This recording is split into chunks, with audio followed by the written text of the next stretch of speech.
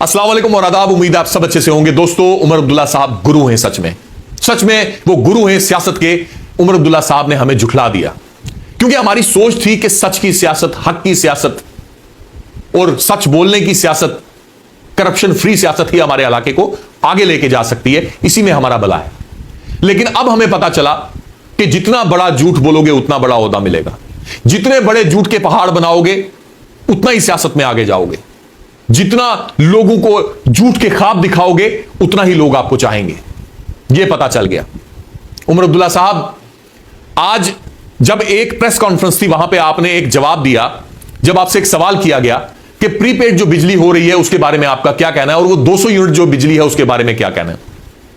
उमर अब्दुल्ला साहब ने कहा कि जो ये प्रीपेड बिजली है कि हम पहले पैसे देंगे तो उसके बाद हमारी बिजली चलेगी।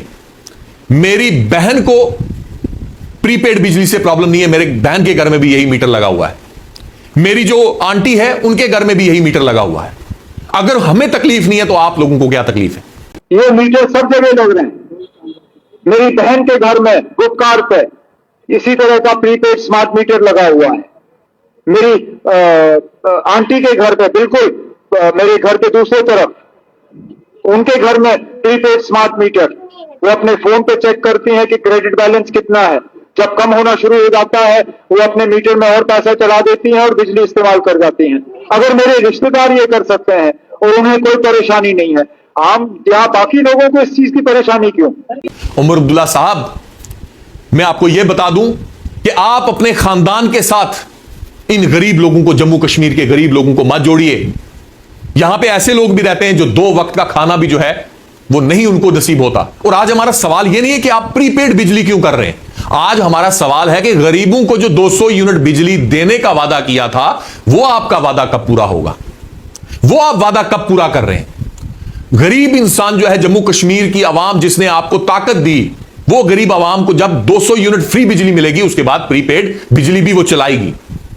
और कुछ लोगों को तकलीफ होती है, कुछ लोगों को तकलीफ होती है कि हम सवाल क्यों करते हैं। सवाल किससे करें? सवाल उसी से किया जाता है, अल्लाह ताला जिसको इज्जत देता है, अल्लाह ताला जिसको कुर्सी पे बिठाता है। और इस जम्मू कश्मीर की आवाम ने आपको इस लायक बनाया कि हम आपसे सवाल कर सकें। हम सवाल जो है वो पीडीपी से नहीं करेंगे, हम सवाल जो है वो कांग्रेस से नहीं करेंगे, हम सवाल आपसे करेंगे और बार बार करेंगे।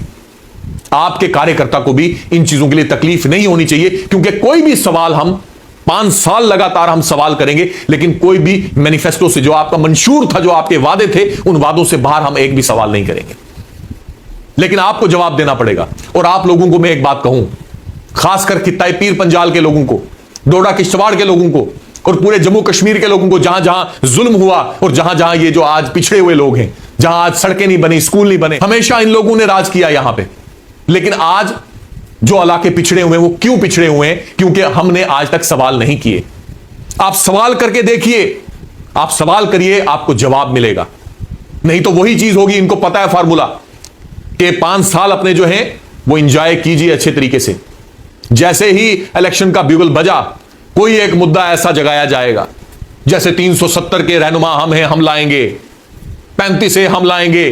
स्टेटहुड तो हमारे लिए मुद्दा ही नहीं है। तो लोगों ने सोचा कि आहा, अल्लाह ने भेज दिया हमारे लिए मसीहा, जम्मू कश्मीर के लिए मसीहा भेज दिया, जो हमारे जो नौजवान हैं उनके लिए पता नहीं क्या से क्या कर लेगा, जम्मू कश्मीर को पता नहीं कहां से कहां पहुंचा देगा। तो ये बेवकूफ आप बनते रहोगे।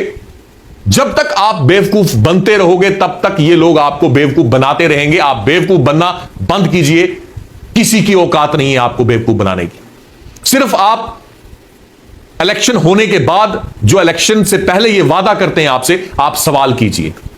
आप अपने एमएलए से सवाल कीजिए, आप अपने मंत्रियों से सवाल कीजिए कि जनाब वो वादे कहां, क्या हुआ आपके वादों का? तो ये जवाब देंगे। तो मैं तमाम जम्मू कश्मीर की आवाम से एक बात कहूंगा कि उमर अब्दुल्ला साहब क्या आपको सब बेवकूफ बनाते रहेंगे, सब, जब तक आप खुद होशियार नहीं होंगे। अल्लाह ने आपको जहन दिया, अल्लाह ने आपको वही सोच दी है जो उनको सोच दी है। आप भी अपनी सोच को आगे लेके जाइए ताकि आपके बच्चों के लिए जो है कोई जहर ना बो सके। आज आपके बच्चों के लिए जहर बोया जा रहा है।